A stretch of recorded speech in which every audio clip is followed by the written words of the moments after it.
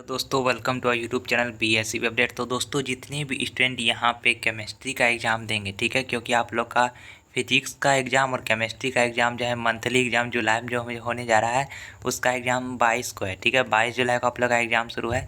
तो जितने भी स्टूडेंट यहाँ पे केमिस्ट्री का एग्ज़ाम देने वाले हैं तो वीडियो को अंत तक देखिएगा। केमिस्ट्री का सारा ऑब्जेक्टिव का आंसर की मैं लेकर आया हूँ जुलाई मंथली एग्ज़ाम का, ठीक है। तो जितने भी स्टूडेंट हैं वीडियो को अंत तक देखने के बाद चैनल को सब्सक्राइब कर लीजिएगा, क्योंकि चैनल को सब्सक्राइब नहीं करते हैं बहुत सारे स्टूडेंट, बस वीडियो को देख लेते हैं।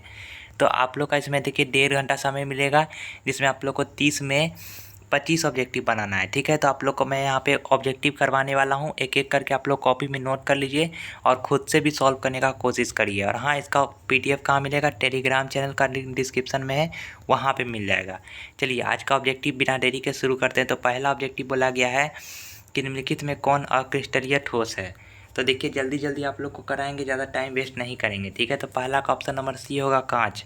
कांच जो एक अक्रिस्टलीय ठोस होता है, आप लोग को पता होगा। अक्रिस्टलीय ठोस के रूप में जाना जाता है। तो अक्रिस्टलीय ठोस क्या होता है? झूठा ठोस होता है, सूडो सॉलिड, ठीक है। उसके बाद देखिए तीसरा नंबर बोला गया है कि क्रिस्टलीय ठोस के निम्नलिखित में कौन सा सही नहीं है। तो क्रिस्टलीय ठोस के लिए कौन सा सही नहीं है? तो यहाँ पे केवल दीर्घप्रासी व्यवस्था नहीं होते हैं। यहाँ पे चौथा नंबर पूछा गया है कि इनमें से कौन सा गुण क्रिस्टलीय ठोस पदार्थ का नहीं है। तो इसमें से कौन सा गुण जो क्रिस्टलीय ठोस पदार्थ का नहीं है, यहाँ पे पूछ दिया है। तो यहाँ पे विभिन्न दिशाओं में समान गुण। उसके बाद बोला गया है कि नंबर ऑफ मूल क्रिस्टल तंत्र की संख्या होती है। मूल क्रिस्टल तंत्र कितने होते हैं? 7 होते हैं। तो आप लोग को पचमा का ऑप्शन नंबर बी होगा। उसके बाद बोला गया है कि NaCl क्रिस्टल की संरचना होती है। तो NaCl कैसा होता है? तो NaCl जो आप लोग को होता है वो आप लोग को फेस सेंटर होता है, FCC, ठीक है। उसके बाद दिया गया है कि घनाकार संरचना में पिंड केंद्रित परमाणु की समन्वय संख्या होती है। कोऑर्डिनेशन नंबर पूछा गया है, BCC का कोऑर्डिनेशन नंबर कितना है? तो देखिए BCC जो है ना, उसका कोऑर्डिनेशन जो नंबर आप लोग को होता है वो आप लोग को होता है ऑप्शन नंबर यहाँ पे बी नंबर, यहाँ 2, ठीक है। तो यहाँ पे 2 मार दीजिएगा आप लोग।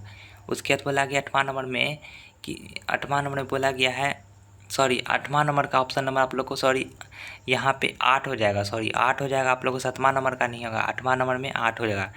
उसके बाद बोला गया है कि 9 में वाट इज़ द फलक केंद्रित एकक कोष्ठिका क्यूबिक संरचना प्रति यूनिट सेल पर परमाणु संख्या होती है। प्रति यूनिट सेल पर परमाणु संख्या यानी कि बोला गया है एटम कितना होता है पर यूनिट सेल में? FCC में कितना एटम होता है? तो FCC में होता है आप लोग को 4 एटम।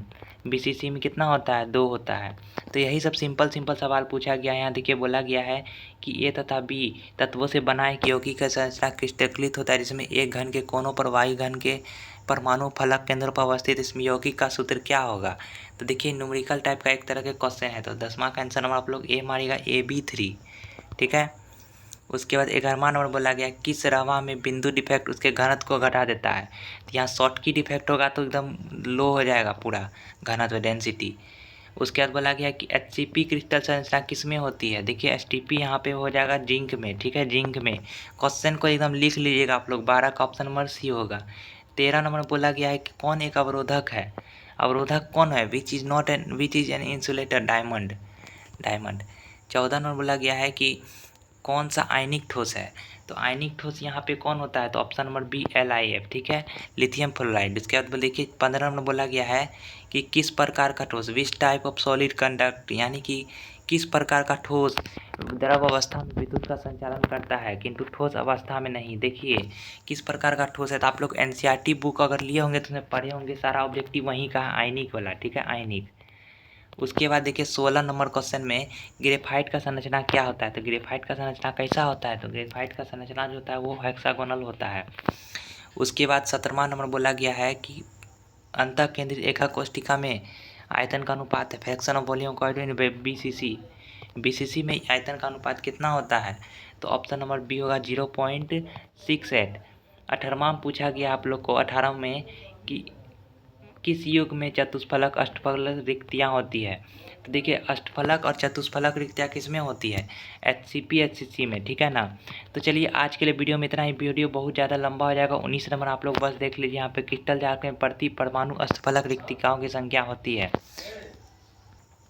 तो क्रिस्टल जालक में प्रति परमाणु स्फलक रिक्तिकाओं की संख्या कितनी होती है?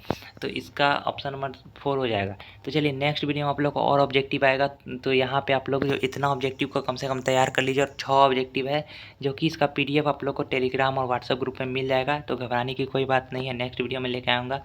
Thanks for watching. जितने भी स्टूडेंट सब्सक्राइब नहीं किए सब्सक्राइब कर लीजिए।